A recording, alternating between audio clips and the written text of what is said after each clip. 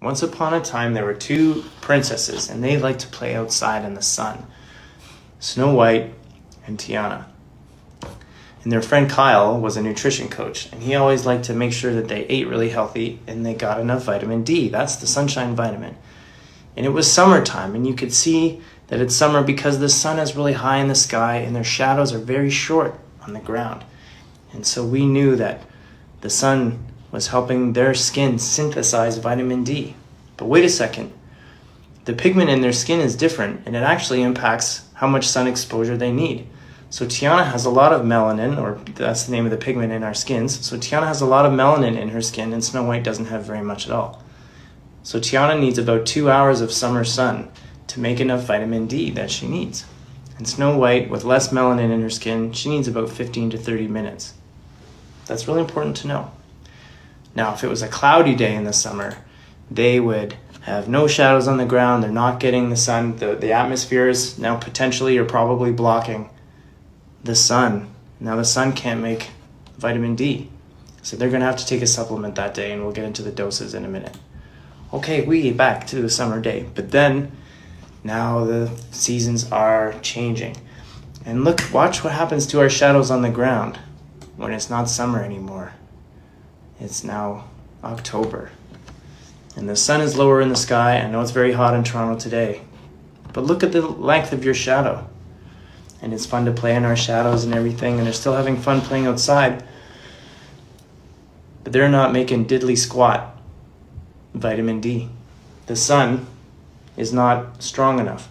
The rays have to pass through a lot more atmosphere, and the little UVB rays that are going to make our vitamin D, they're getting blocked by the particles in the atmosphere. And so our friends are going to have to take a supplement. Now you can get a little bit of vitamin D from food, but like it's almost, I shouldn't even mention it because it's like irrelevant. It's like such small amounts. Mushrooms, fatty fish, butter, egg yolks, okay? But the amount that we need, and the recommendations are higher now than they used to be. We'll get into that in a minute. So my little princess friends here every day now from pretty much October 1st here in Toronto, or maybe October 15th till about May 1st or May 15th, we're going to need an oral supplementation to get our vitamin D. Oh, and I forgot to change my hats because it's winter time coming up. That's again how you know it's colder. You gotta wear a hat, different hat. Vitamin D, benefits. The list is long of benefits. Bone health, manages inflammation. It helps your immune system like in a huge way. It can fight cancer, multiple sclerosis, a number of other conditions.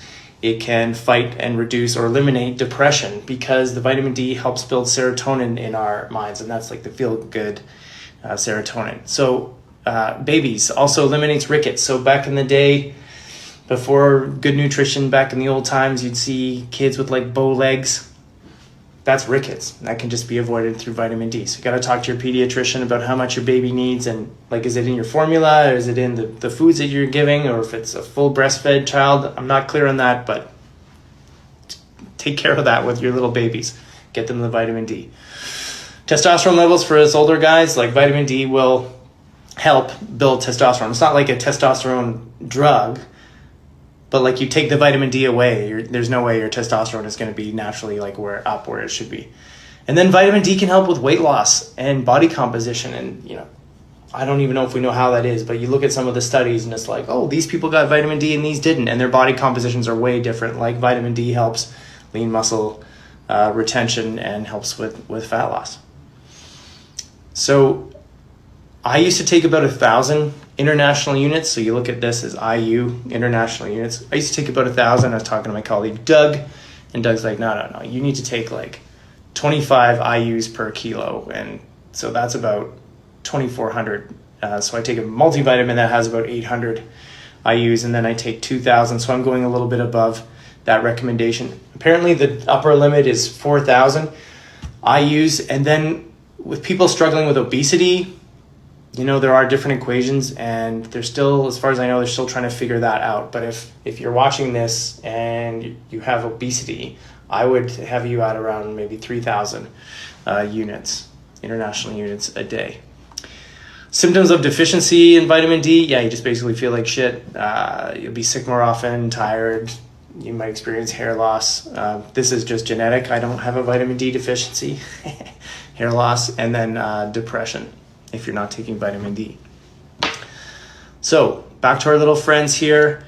They need different amounts of vitamin D and at different times a year. They're going to have to think about how much sun they're getting or whether the sun is irrelevant.